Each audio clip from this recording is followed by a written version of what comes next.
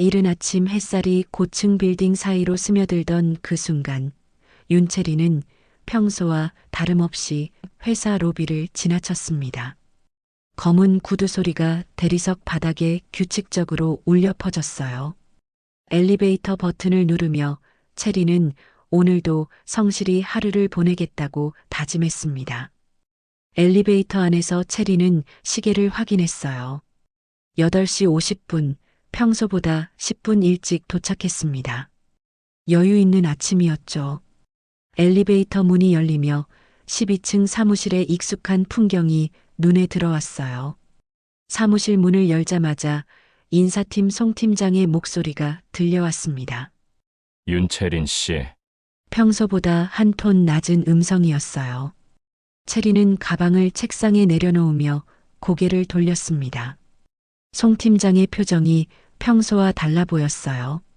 입술이 굳게 다물어져 있었고 눈빛도 어딘가 차가웠습니다. 네, 팀장님. 잠깐 인사팀으로 와보세요. 송 팀장의 목소리에는 평소의 온화함이 전혀 없었어요. 채리는 뭔가 이상함을 느끼며 발걸음을 옮겼습니다. 복도를 걸으며 마음 한편에 불안감이 스며들기 시작했죠. 인사팀 사무실 문이 열리자 차가운 공기가 얼굴을 스쳤어요. 평소보다 에어컨이 세게 나오는 것 같았습니다. 책상 위에는 하얀 봉투 하나가 놓여 있었어요. 봉투 모서리가 반듯하게 접혀진 모습이 묘하게 차갑게 느껴졌습니다. 송 팀장은 의자에 앉아 서류를 들여다보더니 시계를 힐끗 보았어요. 그리고 펜을 탁탁 두드리며 입을 열었습니다. 앉으세요. 체리는 천천히 의자에 몸을 맡겼어요. 가슴 한편에서 불안함이 스멀스멀 올라오기 시작했죠. 송 팀장은 서류를 정리하며 몇 초간 침묵을 유지했습니다. 그 침묵이 체린에게는 영원처럼 느껴졌어요. 오늘부로 계약 종료입니다. 세상이 멈춘 듯 했어요. 체리는 자신의 귀를 의심했습니다. 계약 종료? 왜? 무슨 이유로? 머릿속이 하얗게 변했죠. 심장이 빠르게 뛰기 시작했고 손바닥에 식은땀이 났어요. 죄송한데요. 뭐라고 하셨나요? 계약 해지 통보입니다. 오늘까지만 근무하시면 됩니다. 송 팀장의 목소리는 한없이 건조했어요. 마치 날씨 얘기를 하듯 담담했죠. 체리는 손끝이 차갑게 식어가는 걸 느꼈습니다. 2년 넘게 성실히 일해온 세월이 떠올랐어요. 매일 아침 7시에 일어나 8시 30분에 출근했던 날들, 동료들을 도우며 보낸 시간들, 야근을 마다하지 않았던 순간들이 파노라마처럼 스쳐 지나갔습니다. 그 모든 것이 한순간에 무너지는 기분이었어요. 동생 학자금 대출이 떠올랐습니다. 매월 빠져나가는 50만 원, 아직 갚아야 할 잔액이 800만 원이나 남아 있었어요. 이 일을 잃으면 어떻게 해야 할까요? 동생한테는 뭐라고 해야 할까요? 저 더 열심히 하겠습니다. 제발 한 번만 기회를 주세요. 체리는 두 손을 모으며 간절히 호소했어요. 눈가에 맺힌 눈물을 애써 참으며 송 팀장을 바라보았죠. 하지만 송 팀장의 표정은 변하지 않았습니다. 마치 돌덩이를 보는 것 같았어요. 이미 결정된 일입니다. 봉투 안에 관련 서류와 최종 급여가 들어있으니 확인해보세요.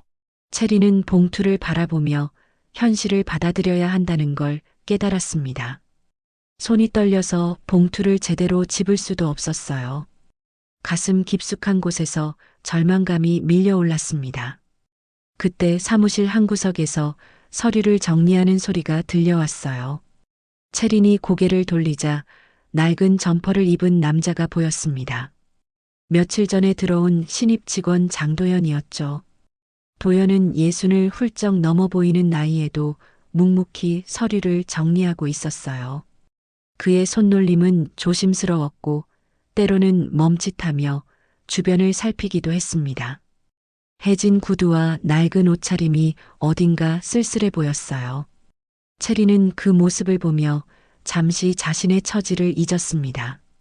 저 나이에 새로 시작하는 것도 쉽지 않을 텐데 자신보다 더 어려운 처지일 수도 있겠다는 생각이 들었어요. 하지만 체린이 알지 못하는 사실이 하나 있었습니다. 옆에서 낡은 점퍼 차림으로 조용히 서류를 보고 있던 장도현, 그는 단순한 신입 직원이 아니었어요. 체리는 봉투를 들고 일어섰습니다. 다리에 힘이 빠져 휘청거렸지만 참아냈어요. 문을 나서며 뒤돌아보니 도연이 고개를 들어 자신을 바라보고 있었습니다. 그 눈빛에는 뭔가 깊은 의미가 담겨 있는 것 같았지만 체리는 그걸 알아차릴 여유가 없었어요. 복도를 걸으며 체리는 생각에 잠겼습니다. 앞으로 어떻게 살아가야 할까? 눈물이 볼을 타고 흘러내렸지만 누구도 그걸 닦아주지 않았습니다. 잠시 주인공에게 응원의 의미로 좋아요와 구독 부탁드립니다. 일주일 전 사무실에 새로운 얼굴이 나타났을 때의 일이었습니다. 장도연이라는 이름의 그 남자는 예순을 훌쩍 넘은 듯한 나이에도 불구하고 신입 직원 배지를 달고 있었어요. 그날 아침 9시 인사팀에서 전체 공지 메일이 발송되었습니다. 새로운 팀원을 소개하는 내용이었죠. 하지만 사진을 본 직원들은 모두 의아해했어요. 일반적인 신입사원과는 너무나 다른 모습이었거든요. 직원들은 수군거렸습니다. 복사기 앞에서 커피 머신 근처에서 화장실에서까지 도연에 대한 이야기가 오갔어요. 저분이 신입이세요? 나이가 어떻게 되시는 거야?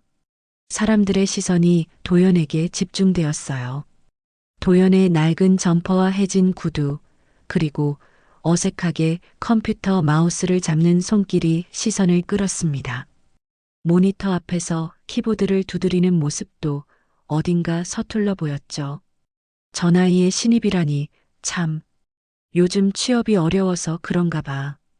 경력자도 아니고 정말 신입이래요. 사람들의 속삭임과 호기심 어린 시선 속에서도 도연은 묵묵히 자리에 앉아 있었습니다. 때로는 모니터를 뚫어져라 바라보며 마우스를 이리저리 움직이기도 했고, 때로는 키보드 앞에서 한참을 망설이기도 했어요. 컴퓨터 화면에 띄워진 업무 시스템은 도연에게 낯선 세계였습니다. 아이콘들이 무엇을 의미하는지, 어떤 메뉴를 클릭해야 하는지 전혀 감이 오지 않았어요. 젊은 직원들에게는 당연한 것들이 도연에게는 높은 산처럼 느껴졌습니다. 점심시간이 되자 대부분의 직원들이 자리를 떠났습니다. 어떤 이들은 회사 구내식당으로, 어떤 이들은 근처 식당으로 향했어요. 도연은 홀로 남아 책상에서 도시락을 꺼내 들었습니다. 집에서 싸온 소박한 도시락이었어요. 김치볶음밥과 계란말이, 그리고 몇 가지 반찬이 들어 있었습니다. 혼자 먹는 점심이 어딘가 쓸쓸해 보였죠. 체린만은 달랐습니다. 그날 오후 다른 직원들이 업무에 바쁠 때 체리는 도연에게 다가갔어요. 도연이 컴퓨터 앞에서 곤란해하는 모습을 지켜본 후였습니다. 안녕하세요. 혹시 자리 배정은 잘 받으셨어요? 도연은 고개를 들어 체린을 바라봤습니다. 그의 눈에는 감사함이 어려 있었어요. 처음으로 자신에게 관심을 보여주는 사람이었거든요. 네. 감사합니다. 컴퓨터 사용법이나 업무 시스템 같은 거. 혹시 어려우시면 언제든 말씀하세요. 체리는 미소를 지으며 의자를 가져와 도연 옆에 앉았습니다. 그리고 천천히 컴퓨터 화면을 가리키며 설명하기 시작했어요. 업무 관리 시스템의 기본 사용법부터 시작해서 보고서, 양식 활용법까지 하나하나 자세히 알려주었습니다. 도연은 체린의 설명을 귀 기울여 들었습니다. 때로는 고개를 끄덕이며 때로는 이해했다는 표정을 지었어요. 그의 진지한 모습에 체린도 더욱 자세히 설명해주고 싶어졌죠. 정말 고맙습니다. 사실 좀 어렵긴 해요. 그런데 이 연령대에 새로 일을 시작하시기 쉽지 않으셨을 텐데요. 도연의 목소리에는 묵묵한 의지가 담겨 있었어요. 체리는 그 말에서 뭔가 깊은 사연을 느꼈습니다. 단순히 취업이 어려워서가 아니라 다른 이유가 있을 것 같았어요. 그렇긴 하죠. 하지만 이래야 살 수 있으니까요. 그날부터 체리는 틈날 때마다 도연을 도와주었어요. 복사기 사용법을 알려주고 파일 정리 방법을 설명해주고 심지어 점심 메뉴 추천까지 세심하게 챙겨주었죠. 덕분에 숨통이 트입니다. 도연은 항상 고맙다며 고개를 숙였어요. 그의 정중한 인사에 체리는 오히려 미안함을 느꼈습니다. 당연한 일을 했을 뿐인데 이렇게까지 고마워해도 되나 싶었어요. 며칠이 지나자 두 사람은 점심시간에 함께 도시락을 먹게 되었어요. 사무실 한 구석 테이블에 앉아 밥을 먹으며 이런저런 이야기를 나누었죠. 가족 얘기가 먼저 오갔습니다. 도연은 딸이 하나 있다고 했어요. 시집가서 잘 살고 있다며 안도의 표정을 지었습니다. 지금은 혼자 산다고 덧붙였어요. 체리는 조심스럽게 자신의 상황을 털어놓았어요. 동생이 대학교에 다니고 있는데 학자금 대출 때문에 힘들다는 이야기였습니다. 매월 50만 원씩 갚아야 하고 아직 800만 원 정도 남았다고 했죠. 동생분이 참 좋은 누나를 두셨네요. 아니에요. 당연한 일이죠. 부모님이 안 계시니까 제가 챙겨야죠. 도연의 진심 어린 말에 체리는 어깨가 으쓱해졌어요. 누군가 자신을 이해해준다는 느낌이 따뜻하게 다가왔죠. 평소에는 이런 얘기를 털어놓을 사람이 없었거든요. 도연은 자세한 이야기는 하지 않았어요. 하지만 그의 말투에서 많은 것을 겪어온 사람의 깊이가 느껴졌습니다. 인생의 쓴맛과 단맛을 모두 경험해 본 사람만이 가질 수 있는 그런 여유로움이 있었어요. 세상에서 가장 중요한 건 결국 사람에 대한 마음입니다. 도연이 조용히 말했어요. 그의 눈빛이 잠시 멀어 보였죠. 마치 오랜 경험에서 우러나온 깨달음을 말하는 것 같았습니다. 체리는 고개를 끄덕이며 공감했어요. 맞아요. 사람이 제일 중요하죠. 두 사람은 잠시 조용히 밥을 먹었습니다. 사무실 밖으로는 도시의 소음이 들려왔고 창밖으로는 햇빛이 따스하게 스며들고 있었어요. 평범한 점심시간이었지만 두 사람에게는 특별한 시간이었습니다. 체린 씨, 네, 정말 고마워요. 처음에 많이 어색했는데 덕분에 적응할 수 있었어요. 천만에요. 저도 대화할 사람이 생겨서 좋아요. 두 사람의 얼굴에 미소가 떠올랐습니다. 하지만 체리는 알지 못했어요. 자신이 친절을 베풀고 있는 이 평범해 보이는 신입 직원이 사실은 회사의 모든 결정을 내릴 수 있는 존재라는 것을. 그리고 도연 역시 체린이 알지 못하게 조용히 지켜보고 있었습니다. 이 성실하고 따뜻한 직원이 어떤 대우를 받고 있는지, 그리고 앞으로 어떤 일들이 벌어질지를. 점심시간이 끝나자 두 사람은 각자의 자리로 돌아갔어요.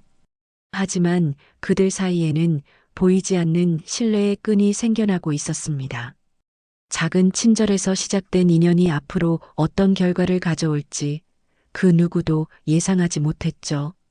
과장 박소라는 사무실 구석에서 체린과 도연이 대화하는 모습을 지켜보며 미간을 찌푸렸습니다. 커피잔을 든 손에 힘이 들어갔어요. 소라는 평소 계약직에 대해 좋지 않은 시선을 가지고 있었습니다. 정규직으로 입사한 지 5년째인 소라에게는 나름의 위계 질서가 있었어요. 계약직은 정규직보다 한 단계 아래라는 생각이 뿌리 깊게 박혀 있었습니다. 그런 소라의 눈에 체린과 도연이 친밀하게 지내는 모습이 거슬렸어요. 저것 좀 봐. 소라는 옆자리 대리 이도영에게 속삭였습니다. 이도영은 고개를 들어 체린과 도연을 바라보았어요. 두 사람이 점심시간에 함께 도시락을 먹으며 이야기를 나누고 있었습니다. 뭐가요? 계약직 주제에 신입이랑 맨날 붙어 다니잖아. 일은 언제 해? 소라의 목소리에는 짜증이 묻어 있었어요. 이도영은 어깨를 으쓱하며 대답했습니다. 그는 평소 소라의 눈치를 많이 보는 편이었어요. 그냥 친하게 지내는 거 아닌가요? 실제로 점심시간마다 채린과 도연은 함께 도시락을 먹으며 이야기를 나누고 있었어요. 때로는 업무 이야기를, 때로는 일상 이야기를 하며 자연스럽게 웃음을 주고받았죠. 다른 직원들도 그 모습을 흐뭇하게 바라보는 편이었습니다. 하지만 소라는 그 모습이 못마땅했습니다. 특히 채린이 계약직이라는 점이 더욱 거슬렸어요. 펜을 탁탁 두드리며 불만을 표현했습니다. 친하게 지내는 게 문제가 아니라 선을 넘는다는 거야. 저기 봐, 또 웃고 있어. 그래도 일은 성실하게 하잖아요. 성실한 게 다가? 분위기 파악을 못하는데. 소라는 채린의 모든 행동이 거슬렸어요. 아침에 일찍 와서 사무실을 정리하는 모습도, 동료들을 도와주는 모습도, 심지어 웃는 모습까지도 마음에 들지 않았습니다. 계약직 주제에 너무 당당하다는 생각이 들었어요. 며칠 뒤 회의 시간이었어요. 월간 업무 보고 회의에서 각 팀별로 성과를 발표하는 자리였죠. 채린도 계약직이지만 담당 업무가 있어서 참석했습니다. 고객 응대 업무를 맡고 있었거든요. 회의실은 긴장감이 감돌았어요. 각 팀의 성과가 회사 전체 실적에 직결되는 중요한 자리였습니다. 팀장부터 시작해서 차례대로 발표가 이어졌어요. 채린의 차례가 되자 그녀는 차분하게 일어났습니다. 준비해온 자료를 펼치며 고객 응대 건수 증가에 대해 보고하기 시작했어요. 지난달보다 15% 증가한 수치를 설명하며 개선된 부분들을 차근차근 설명했습니다. 팀장이 고개를 끄덕였어요. 채린의 보고는 체계적이고 명확했습니다. 하지만 소라는 다른 생각을 하고 있었어요. 이 기회를 놓칠 수 없다고 생각했습니다. 잠깐만요. 소라가 손을 들었어요. 회의실 안이 조용해졌습니다. 모든 시선이 소라에게 집중되었어요. 채린 씨, 업무 시간에 개인적인 대화를 자주 하시는 것 같은데 혹시 업무에 지장은 없나요? 갑작스러운 지적에 채린은 당황했어요. 얼굴이 빨갛게 달아올랐죠. 회의실 분위기가 순식간에 어색해졌습니다. 제가 봤거든요. 신입 직원분과 점심시간뿐만 아니라 업무 시간에도 자주 대화하시더라고요. 업무 관련 도움을 드린 거였는데요. 채린의 목소리가 작게 떨렸어요. 예상치 못한 공격에 제대로 대응하지 못하고 있었습니다. 그래도 계약직이 선배 행세하는 건 좀 그렇지 않나요? 소라의 말에 회의실 분위기가 더욱 어색해졌어요. 팀장은 난처한 표정을 지었고 다른 직원들은 서로 눈치를 보았습니다. 아무도 이런 상황을 예상하지 못했거든요. 채린은 고개를 숙이며 앞으로 주의하겠다고 말했어요. 목소리가 더욱 작아졌습니다. 소라는 만족스러운 표정으로 고개를 끄덕였어요. 네, 그래야죠. 우리 모두 프로답게 일해야 하니까요. 회의가 끝난 후 채린은 자리로 돌아와 앉았어요. 가슴 한편이 답답했습니다. 자신이 뭘 잘못했는지 도무지 모르겠었어요. 도연을 도와준 것이 그렇게 큰 잘못인가요? 도연이 조용히 다가와 괜찮냐고 물었습니다. 채린은 고개를 들어 쓴웃음을 지으며 괜찮다고 대답했어요. 하지만 마음은 전혀 괜찮지 않았습니다. 무슨 일인지 모르겠지만 너무 신경 쓰지 마세요. 도연의 따뜻한 말에 채린은 조금 위안을 받았어요. 하지만 멀리서 지켜보는 소라의 시선이 느껴졌습니다. 차갑고 날카로운 시선이었어요. 그날 저녁 소라는 이도영과 함께 회사 근처 카페에 앉아 있었어요. 업무 후 차 한잔하며 이야기를 나누는 것이 두 사람의 일상이었습니다.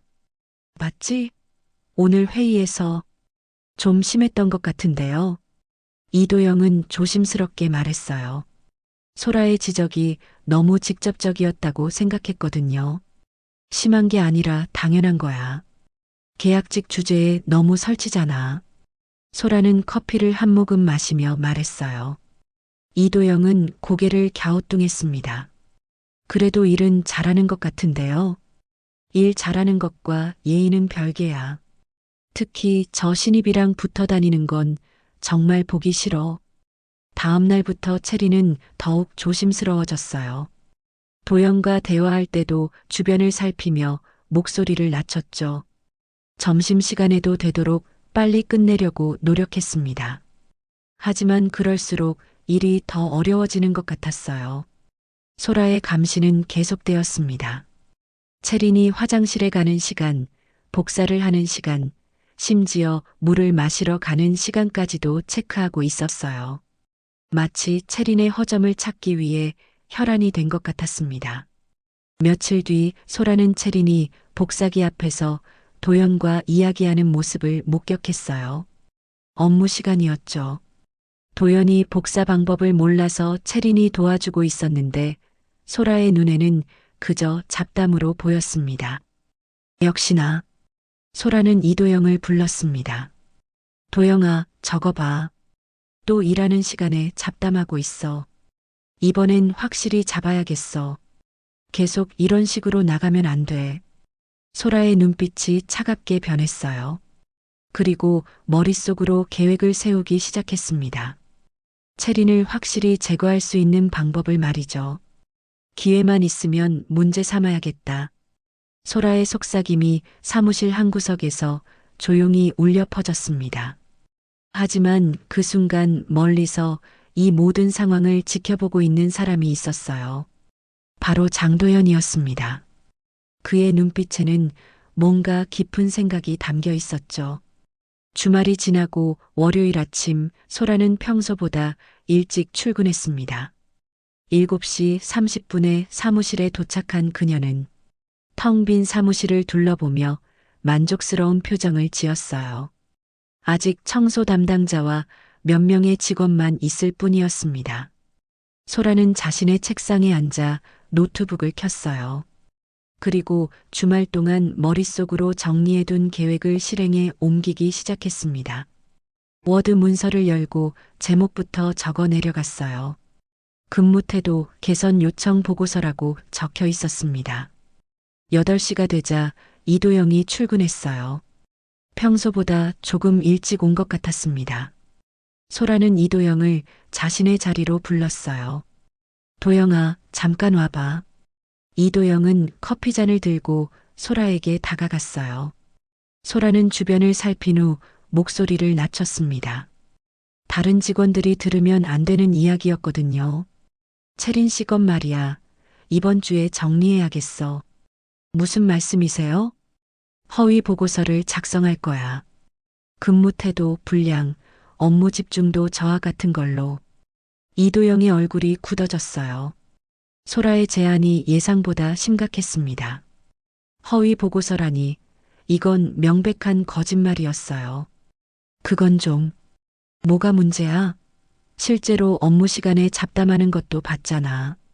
소라는 펜을 들어 메모지에 뭔가를 적기 시작했어요. 이도영은 불안한 마음으로 그 모습을 지켜보았습니다. 소라의 표정이 진지해 보였어요. 소라는 중얼거리며 항목들을 적어 나갔어요. 근무 시간 중 사적 대화로 인한 업무 집중도 저하, 고객 응대 시 부적절한 언행으로 인한 민원 발생 우려, 팀 내 위계 질서, 무시 및 동료 직원과의 과도한 친밀감 조성 등등. 없는 일도 있는 것처럼, 작은 일도 큰 문제인 것처럼 부풀려서 적었습니다. 소라의 상상력은 대단했어요. 실제로는 일어나지 않은 일들을 마치 목격한 것처럼 구체적으로 서술했습니다. 이 정도면 충분할 것 같은데? 과장님, 이도영은 망설였어요. 이런 거짓 보고서에 자신이 연루되는 것이 불안했습니다. 도영아, 넌 내 편이지? 소라가 이도영을 빤히 바라봤어요. 그 시선에는 압박이 담겨 있었습니다.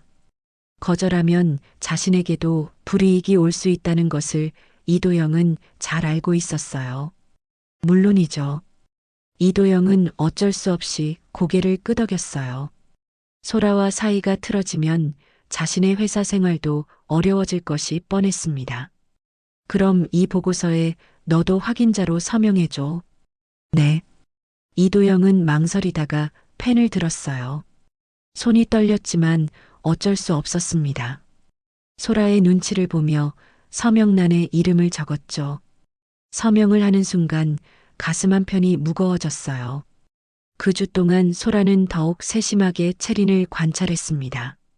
화장실 가는 시간을 체크하고 전화 받는 태도를 살펴보고 심지어 점심 먹는 시간까지도 기록했어요. 마치 탐정이 된 것처럼 채린의 모든 행동을 감시했습니다. 5분 늦게 왔네. 복사하는데 시간이 좀 걸렸나 봐. 소라는 모든 것을 문제로 만들 준비가 되어 있었습니다. 이도영은 그런 소라의 모습이 불편했지만 말하지 못했어요. 이미 공범이 되어버린 상황에서 빠져나갈 수 없었습니다. 목요일 오후 소라는 완성된 보고서를 프린트했어요. A사 용지 3장 분량의 보고서였습니다. 그리고 그 서류를 들고 인사팀으로 향했어요. 송 팀장은 서류를 받아보며 눈썹을 치켜 올렸어요.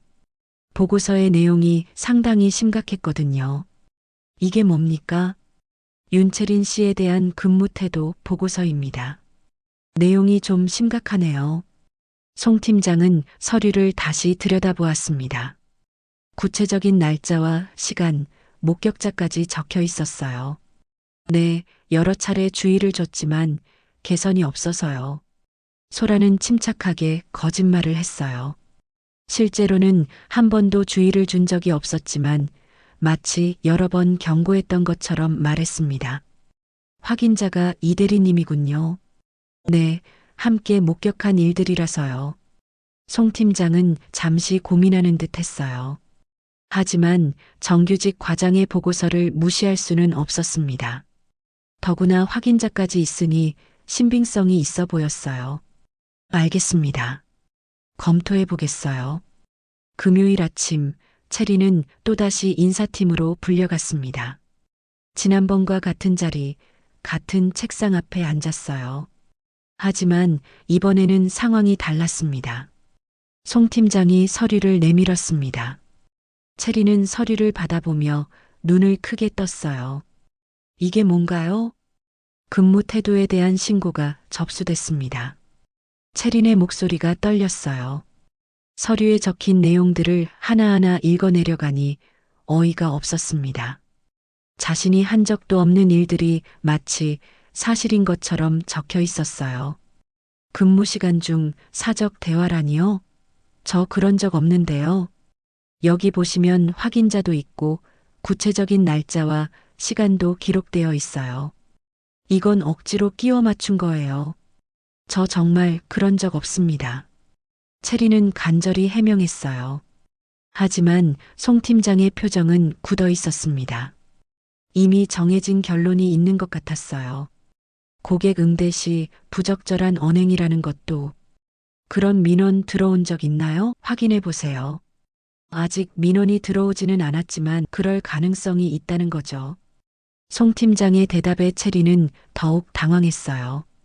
가능성으로 사람을 처벌한다는 게 말이 되나요? 여러 차례 지적에도 개선이 없었다는 내용도 있는데 언제 지적받은 적이 있나요? 구체적으로 말씀해 주세요. 송 팀장도 확실하지 않았어요. 하지만 이미 서류는 접수되었고 정규직들의 신고를 무시할 수는 없었습니다.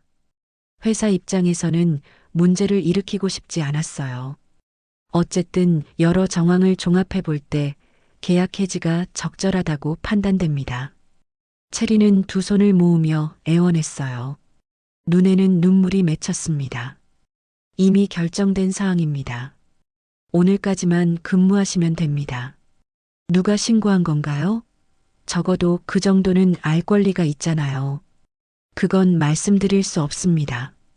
송 팀장은 단호하게 말했어요. 체리는 절망감에 빠졌습니다. 사무실로 돌아온 체리는 멍하니 책상에 앉았어요.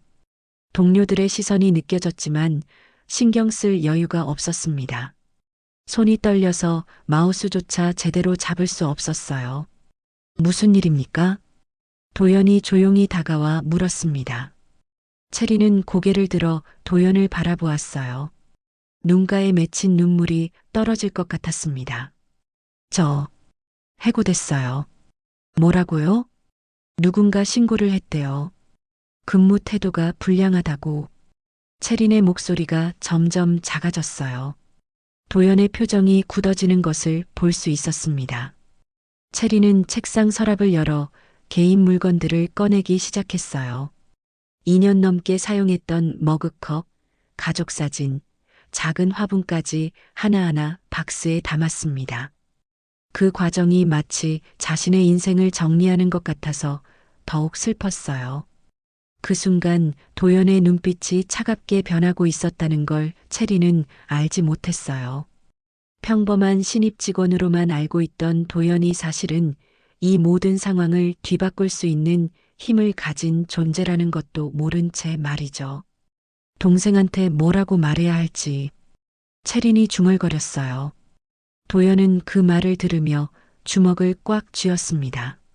누군가의 악의로 인해 선량한 사람이 피해를 받는 모습을 더 이상 지켜볼 수 없었어요. 다음 날 아침 8시 30분 회사 정문 앞에 검은 벤츠 세단이 조용히 멈춰 섰습니다. 출근하는 직원들이 하나둘 그 차를 힐끗거렸어요. 평소에 보지 못했던 고급 차량이었죠. 차량의 번호판은 특별했어요. 서울 백너 1이라고 적혀 있었습니다. 회사 관련 차량 중에서도 최고급 번호였어요. 하지만 대부분의 직원들은 그 의미를 알지 못했습니다. 운전석에서 정장 차림의 운전기사가 내려 뒷문을 열었습니다. 그 순간 로비에 있던 모든 사람들의 시선이 차량으로 집중되었어요. 그리고 그 안에서 나온 사람을 본 순간 모든 사람들의 입이 벌어졌습니다. 장도연이었습니다.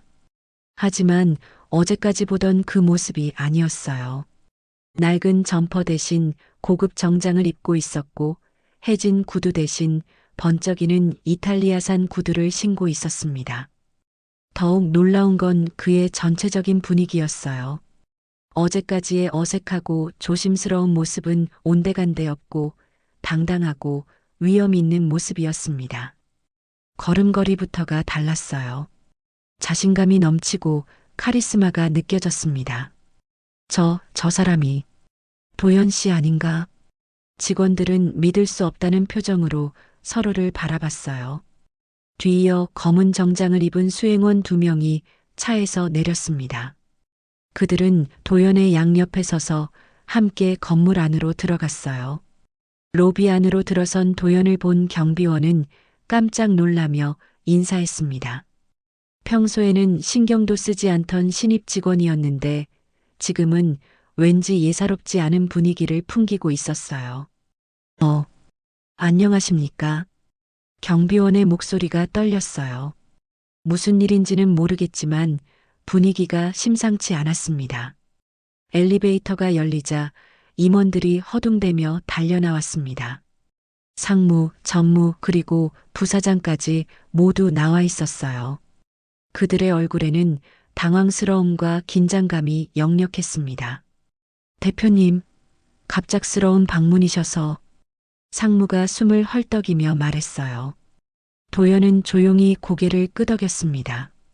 대표님? 로비에 있던 직원들이 웅성거렸어요. 신입 직원이라고 생각했던 장도연이 대표라고 이게 무슨 일인가요? 미리 연락을 주셨으면 준비는 필요 없습니다. 그냥 둘러보러 왔어요. 도연의 목소리는 어제까지와는 완전히 달랐어요. 차분하면서도 권위가 느껴지는 음성이었습니다. 명령하는 듯한 톤이 아니라 조용하지만 확고한 의지가 담겨 있었어요. 엘리베이터에 탄 임원들은 식은땀을 흘리고 있었어요. 갑작스러운 대표의 방문에 당황한 기색이 역력했습니다. 평소 현장 시찰을 거의 하지 않던 대표가 왜 갑자기 나타났을까요? 혹시 특별히 점검하실 부분이? 아니요. 그냥 직원들이 어떻게 일하는지 보고 싶어서요. 도연이 말했어요. 그의 눈빛에는 뭔가 깊은 의미가 담겨 있었습니다. 임원들은 서로 눈치를 보며 긴장했어요. 사무실 층에 도착하자 직원들이 모두 일어나 인사했어요. 어제까지만 해도 같은 사무실에서 일했던 동료가 갑자기 대표로 나타난 상황에 모두 혼란스러워 했습니다. 안녕하십니까? 직원들의 목소리가 떨렸어요. 특히 박소라와 이도영의 얼굴은 하얗게 질려 있었습니다. 소라는 어제 채린을 해고시키기 위해 허위 보고서를 제출했다는 사실이 떠올랐어요. 그 보고서에는 도영과의 과도한 친밀감도 문제로 지적되어 있었죠. 설마 그것 때문에 대표가 직접 나타난 건 아니겠지만 불안감이 몰려왔습니다. 도연은 사무실을 천천히 둘러보았어요. 어제까지 자신이 앉아있던 책상, 채린이 앉아있던 빈 책상을 차례로 바라보았습니다. 그의 표정에서는 감정을 읽기 어려웠어요. 여기 빈자리가 있네요. 도연이 채린의 빈 책상을 가리키며 말했어요. 임원들이 서로 눈치를 보았습니다. 송 팀장이 떨리는 목소리로 대답했어요. 아, 그 자리는 어제 계약이 종료된 직원 자리입니다. 계약 종료요? 무슨 이유로? 도연의 질문에 송 팀장은 말을 잇지 못했어요. 실제로는 허위 보고서였다는 걸 어떻게 말할 수 있을까요? 근무 태도 불량으로. 구체적으로 어떤 문제가 있었나요? 도연의 눈빛이 날카로워졌어요. 송 팀장은 식은땀을 흘리며 대답했습니다. 업무 시간 중 사적 대화라든지 여러 가지라고 얼버무렸어요. 누가 신고했습니까? 도연의 목소리에 압박감이 실렸어요. 송 팀장은 어쩔 수 없이 소라를 바라보았습니다. 박소라 과장입니다. 송 팜장의 대답에 사무실이 조용해졌어요. 모든 시선이 소라에게 집중되었습니다. 소라는 얼굴이 새하얗게 질린 채 서 있었어요. 다리가 후들거려서 제대로 서 있기도 힘들었습니다. 도연은 천천히 소라에게 다가갔어요. 소라는 고개를 숙인 채 떨고 있었습니다. 과장님. 네네. 소라의 목소리가 떨렸어요. 윤채린 씨에 대한 신고 내용을 다시 한번 설명해 주시겠어요? 소라는 입술을 떨며 대답했어요. 업무 시간에 신입 직원분과 자주 대화를 나누셔서 문제가 있었다고 말했습니다. 그 신입 직원이 저를 말하는 건가요? 도연의 질문에 소라는 고개를 들 수 없었어요. 자신이 얼마나 큰 실수를 했는지 깨달았습니다. 대답해 보세요. 네.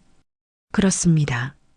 그럼 윤채린 씨가 저를 도와준 것을 문제 삼아 해고시킨 건가요? 도연의 목소리가 차갑게 식었어요. 소라는 더 이상 대답할 수 없었습니다. 직원들은 상황을 이해하기 시작했어요. 신입이라고 생각했던 장도연이 사실은 회사 대표였고 채린이 그를 도와준 것을 소라가 문제 삼아 해고시켰다는 것을. 확인자는 누구입니까? 이도영 대리입니다. 이도영도 얼굴이 하얗게 질렸어요. 자신들이 꾸며낸 허위 보고서가 완전히 들통난 상황이었습니다. 도연은 잠시 조용히 서 있었어요. 사무실 전체가 숨막히는 정적에 빠졌습니다. 그리고 차가운 목소리로 말했습니다. 회의실로 가죠. 임원들과 소라, 이도영이 떨리는 다리로 회의실로 향했어요. 나머지 직원들은 긴장한 채 그 모습을 지켜보았습니다. 사무실에는 숨막히는 정적만이 흘렀어요. 모든 사람들이 이제서야 깨달았습니다. 평범한 신입 직원이라고 생각했던 장도연이 사실은 회사의 모든 것을 결정할 수 있는 존재였다는 것을. 그리고 선량한 채린이 부당하게 해고당했다는 사실도 함께 말이죠. 신입이라 믿었던 장도연이 사실은 회사 대표였다. 소라와 이도영의 얼굴은 순식간에 하얗게 질렸습니다. 자신들이 꾸며낸 허위 보고서가 곧 무너질 거란 걸 직감했기 때문이에요. 회의실 문이 닫히자 무거운 침묵이 흘렀습니다. 도연은 의자에 앉아 손을 깍지 끼며 앞에 선 사람들을 바라보았어요. 소라와 이도영은 고개를 숙인 채 떨고 있었고 임원들은 식은땀을 흘리고 있었습니다. 회의실의 큰 창문으로는 도심의 풍경이 보였어요. 평상시라면 아름다운 경치였겠지만 지금은 아무도 그것을 감상할 여유가 없었습니다. 에어컨 소리만이 조용히 울려 퍼질 뿐이었어요. 허위 보고서를 작성한 이유가 뭡니까? 도연의 첫 질문에 소라는 입술을 떨었어요. 대답할 수 없었습니다. 질투와 편견 때문이었다고 어떻게 말할 수 있을까요? 과장님, 제가 묻고 있습니다. 죄송합니다. 소라의 목소리가 떨렸어요. 죄송하다고 끝날 일이 아닙니다. 성실한 직원을 거짓 신고로 해고시켰잖아요. 도연의 목소리에는 분노가 담겨 있었어요. 하지만 감정을 억누르며 차분하게 말했습니다. 임원들은 숨을 죽이며 상황을 지켜보았어요. 윤채린 씨는 내가 직접 지켜본 가장 성실한 직원입니다. 송 팀장이 놀란 표정으로 도연을 바라봤어요. 대표님께서 직접 지켜보셨다니 이게 무슨 상황인가요? 대표님께서 직접? 네. 저도 처음에는 단순한 관찰 목적이었습니다. 하지만 채린 씨의 진심 어린 도움을 받으며 깨달았죠. 도연은 잠시 멈춘 후 계속 말했어요. 이 회사에 진짜 필요한 게 뭔지 알게 되었다고 설명했습니다. 사람을 존중하고 배려하는 마음이야말로 회사의 핵심 가치라는 것을 말이에요. 소라는 더욱 고개를 숙였어요. 자신의 질투와 편견이 얼마나 어리석었는지 깨달았습니다. 계약직이라는 이유만으로 채린을 깔보고 괴롭혔던 자신이 부끄러웠어요. 부당한 해고는 즉시 철회합니다. 도연이 단호하게 말했어요. 임원들이 고개를 끄덕였습니다. 그리고 정규직 전환을 진행하세요. 네, 알겠습니다. 송 팀장이 급하게 대답했어요. 또한 채린에게는 정식으로 사과하고 신입교육 담당자로 발령하겠다고 말했습니다. 임원들이 서로 눈치를 보며 동의했어요. 박소라 과장과 이도영 대리는 도연이 두 사람을 바라봤어요. 소라와 이도영은 해고될 각오를 했습니다. 하지만 예상과 달리 도연의 처분은 관대했어요. 한 개월 정직 처분합니다. 그리고 윤채린 씨에게 직접 사과하세요. 예상보다 가벼운 처분에 두 사람은 안도의 한숨을 쉬었어요. 도연은 다시는 이런 일이 없어야 한다고 당부했습니다. 감사합니다, 대표님. 다시는 이런 일이 없어야 합니다. 네, 명심하겠습니다. 회의가 끝나고 도연은 개인적으로 채린에게 연락했어요. 그날 저녁 채린은 회사 근처 조용한 카페에서 도연을 만났습니다. 도연은 이미 평상복으로 갈아입고 있었어요. 카페는 한적했어요. 저녁 시간이라 사람들이 많지 않았습니다. 따뜻한 조명과 잔잔한 음악이 흐르는 분위기 좋은 곳이었어요. 정말 죄송합니다, 채린 씨. 도연이 먼저 고개를 숙였어요. 채린은 여전히 상황을 이해하지 못하고 있었습니다. 어제까지 함께 점심을 먹던 동료가 회사 대표였다니 믿기지 않았어요. 아직도 믿기지 않아요. 정말 대표님이세요? 네, 맞습니다. 제가 신분을 속인 건 죄송해요. 왜 그러셨던 거예요? 채린이 조심스럽게 물었어요. 도연은 커피잔을 들며 설명했습니다. 현장의 진짜 모습을 보고 싶었다고 사람들이 어떻게 일하는지 서로를 어떻게 대하는지 알고 싶었다고 말했어요. 그런데 채린 씨를 만나면서 깨달았죠. 이 회사에 정말 소중한 사람이 있다는 걸. 저는 그냥 당연한 일을 했을 뿐이에요. 당연한 일이 가장 어려운 일입니다. 나이 많은 신입에게 친절을 베푸는 게 쉬운 일은 아니거든요. 채린의 얼굴이 붉어졌어요. 도연의 진심 어린 말에 감동받았습니다. 내일부터 복직하시면 됩니다. 정규직 전환 절차도 진행할 거예요. 정말 감사합니다. 아니에요. 제가 더 감사하죠. 며칠 뒤 채린은 대표 명의의 정식 사과문을 받았어요. 고급 봉투에 들어있는 편지였습니다. 진심 어린 사과와 함께 새로운 프로젝트 교육 담당자로 함께하자는 제안이 담겨 있었어요. 편지를 읽던 채린의 손이 떨렸어요.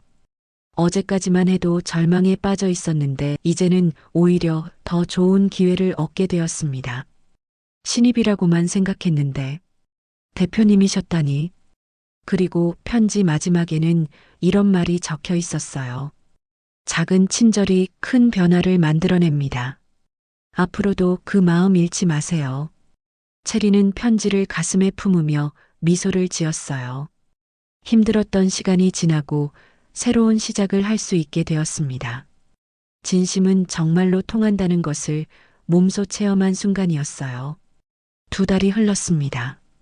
채린은 이제 정규직 교육 담당자로 승진해 새로운 업무를 맡고 있었어요. 회사 15층에 위치한 교육실에서 신입사원들을 대상으로 오리엔테이션을 진행하고 있었습니다. 교육실은 넓고 쾌적했어요.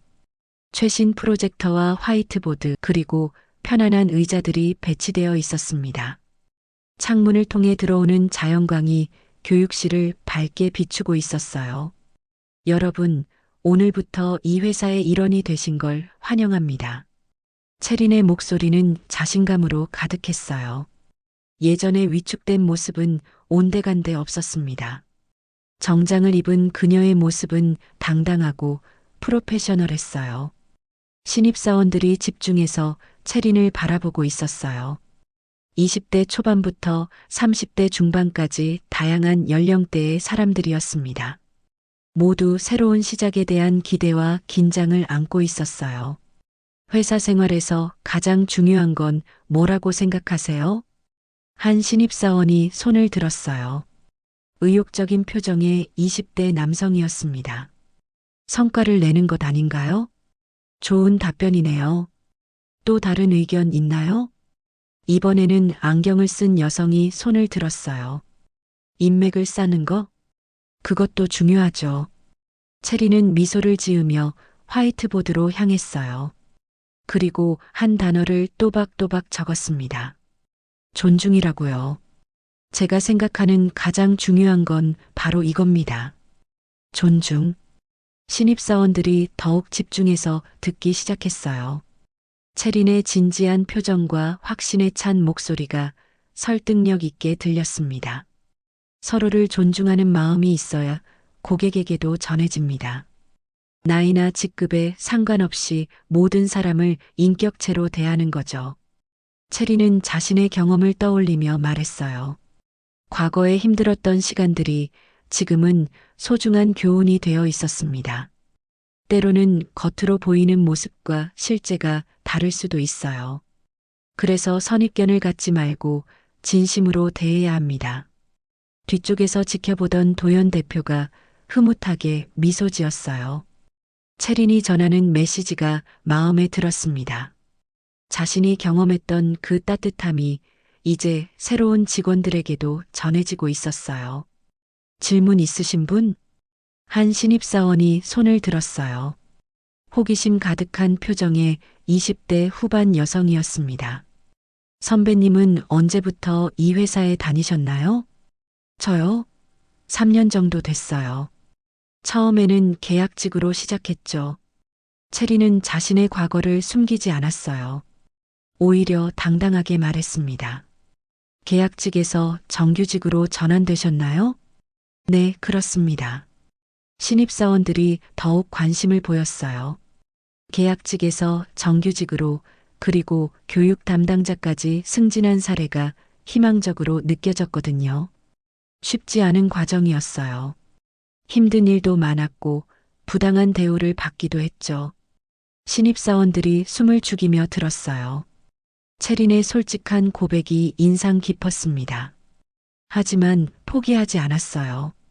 그리고 진심으로 사람들을 대했죠. 그 결과가 지금 이 자리입니다. 와, 한 신입사원이 감탄사를 내뱉었어요. 여러분도 힘든 일이 있을 거예요. 하지만 진심은 반드시 통한다는 걸 기억하세요. 교육이 끝나고 도연이 채린에게 다가왔어요. 신입사원들이 모두 나간 후였습니다. 좋은 교육이었습니다. 고맙습니다, 대표님. 이제 대표님이라고 부르지 마세요. 그냥 도연 씨라고 해요. 그래도 처음에 약속했잖아요. 서로 편하게 지내기로. 채린이 웃으며 고개를 끄덕였어요. 도연과의 관계도 많이 자연스러워졌습니다. 신입사원들 반응이 좋던데요. 네, 모두 열심히 들어주셔서 보람됐어요. 채린 씨 같은 분이 교육을 맡아주니까 안심이 돼요.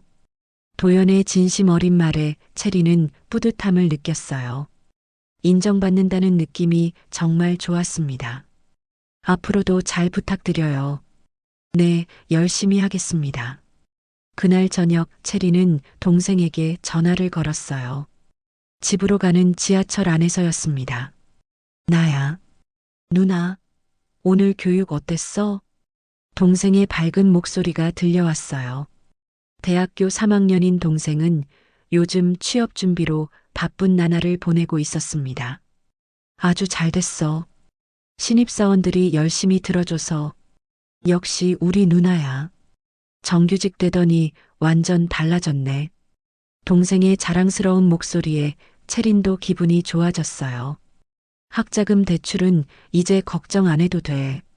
누나가 다 갚을 수 있어. 누나, 정말 고마워. 어떻게 갚을지. 가족인데 뭘 갚아? 그냥 열심히 공부해. 응, 꼭 좋은 곳에 취업해서 누나한테 보답할게. 전화를 끊고 채린은 창밖을 바라봤어요. 지하철이 지상으로 올라오면서 도시의 야경이 보였습니다.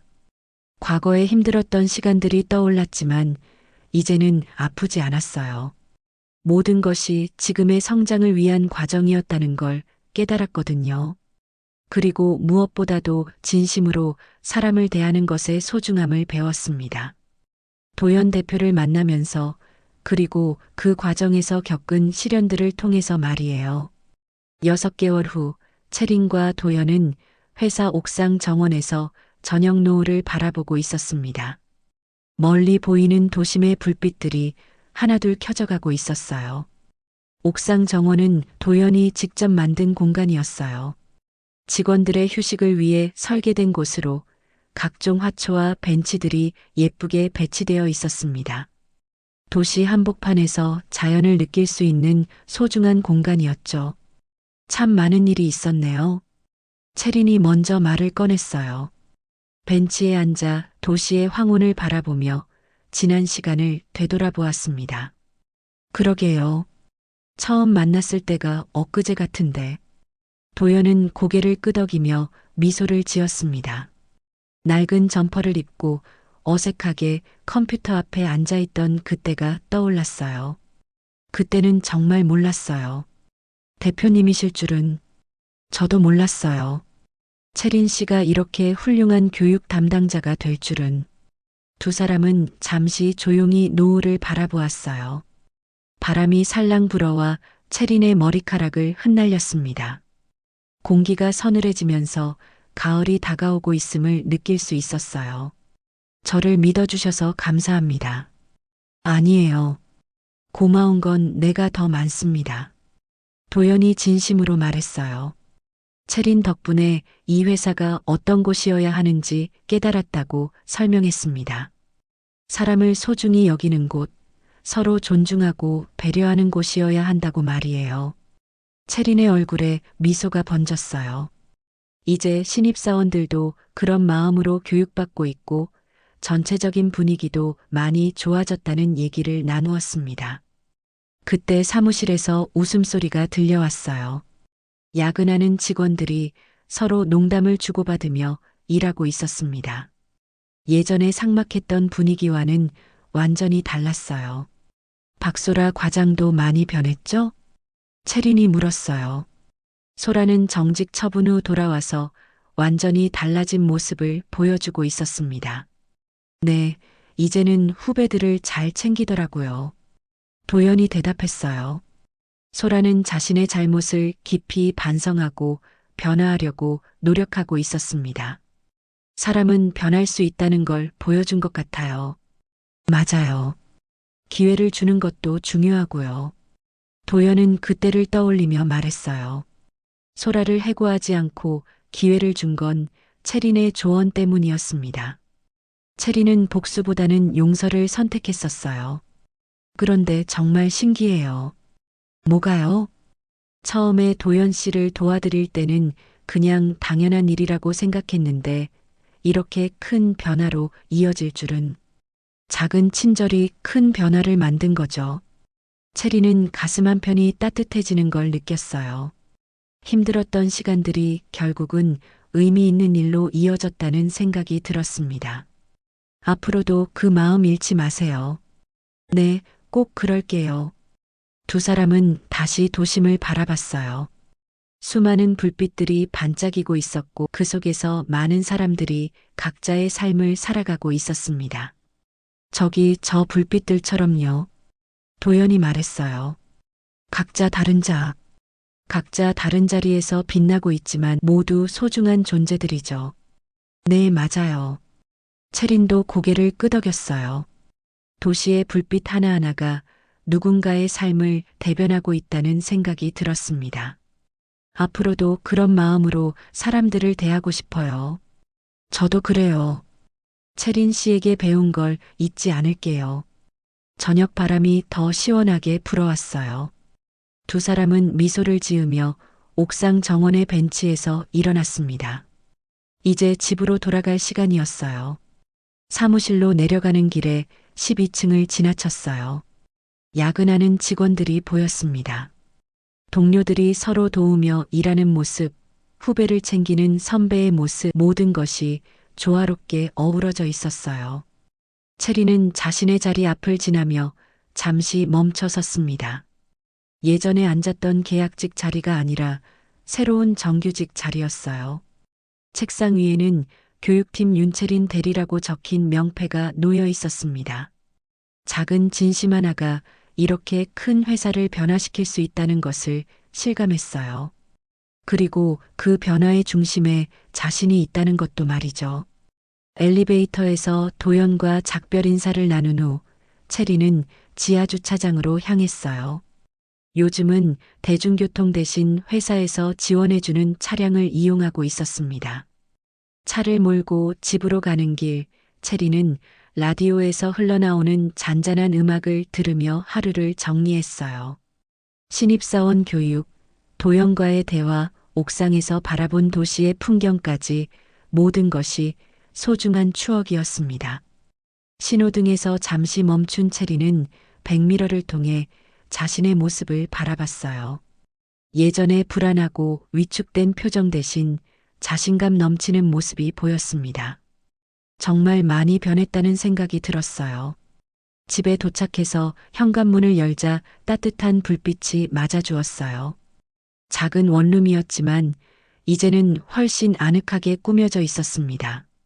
승진과 함께 급여도 인상되어 생활에 여유가 생겼거든요. 냉장고에서 우유를 꺼내 마시며 채리는 오늘 하루를 되돌아보았어요. 그리고 문득 깨달았습니다. 그리고 채리는 깨달았다. 진심은 언젠가 반드시 돌아온다는 것을, 누군가에게 베푼 작은 친절이 결국은 자신에게 더 큰 행복으로 돌아왔다는 것을, 그리고 그 과정에서 많은 사람들이 함께 성장할 수 있다는 것을. 침대에 누워 천장을 바라보며 채리는 미소를 지었어요. 내일도 모레도 그녀는 계속해서 사람들에게 진심을 전할 것입니다. 그것이 세상을 조금 더 따뜻하게 만드는 일이라는 걸 알기 때문이죠. 창밖으로는 도시의 불빛들이 여전히 반짝이고 있었어요. 마치 채린의 앞날을 축복하는 것처럼 따뜻하게 빛나고 있었습니다. 그 불빛들 사이로 새로운 꿈과 희망이 스며들고 있었어요.